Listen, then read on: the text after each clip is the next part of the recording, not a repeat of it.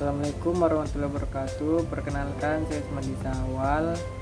NPM saya 2140 1010 02. Tujuan saya membuat video ini menjelaskan tentang getaran dan gelombang bunyi. Langsung saja ke materinya. Yang pertama adalah getaran. Getaran adalah suatu peristiwa gerak bolak-balik secara teratur atau gerak periodik pada suatu benda melalui satu titik seimbang.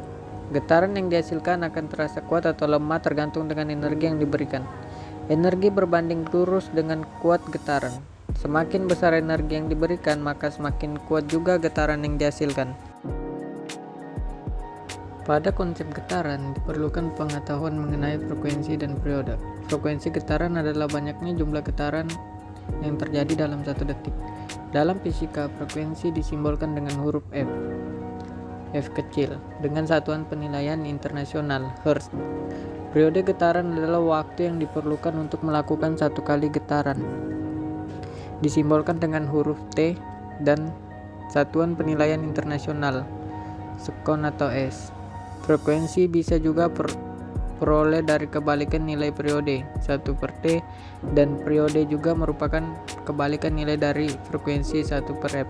Namun berikut dijabarkan rumus detailnya. Rumus frekuensi getaran F besar sama dengan N/T. Keterangan F kecil sama dengan frekuensi satuannya Hertz. N kecil sama dengan jumlah getaran. T adalah waktu, satuannya sekon. Rumus periode getaran T besar sama dengan T kecil per N. Keterangannya T besar adalah periode, satuannya sekon. T kecil waktu, satuannya sekon. N sama dengan jumlah getaran. Contoh getaran yang dapat kita jumpai dalam keseharian yaitu pegas yang diberi beban, senar gitar yang dipetik, ayunan, dan bandul jam dinding, serta pita suara. Gelombang bunyi termasuk gelombang mekanik. Gelombang mekanik adalah gelombang yang membutuhkan medium untuk rampatannya. Medium rampatannya dapat berupa zat cair, zat padat, dan udara. Gelombang bunyi dapat merambat di dalam ruang hampa udara. Hal ini disebabkan karena kecepatan perambatan gelombang bunyi di dalam zat padat lebih cepat dibandingkan di dalam gas atau udara. Ini disebabkan oleh jarak antar molekul dalam zat padat lebih pendek dibandingkan pada zat cair dan gas, sehingga perpindahan energi kinetik lebih cepat terjadi.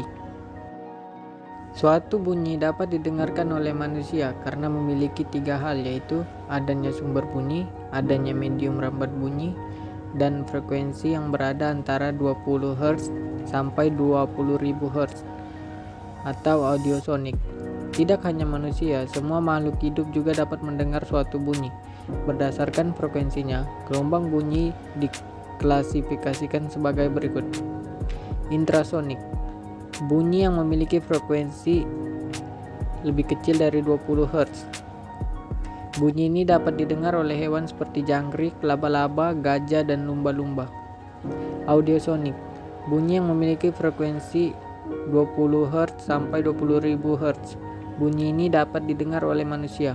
Ultrasonik, bunyi yang memiliki frekuensi lebih dari 20.000 Hz. Bunyi ini dapat didengar oleh hewan seperti kelelawar dan lumba-lumba. Sekian, terima kasih. Mohon maaf jika ada kekurangan karena saya hanya manusia biasa yang tidak luput dari kesalahan. Assalamualaikum warahmatullahi wabarakatuh.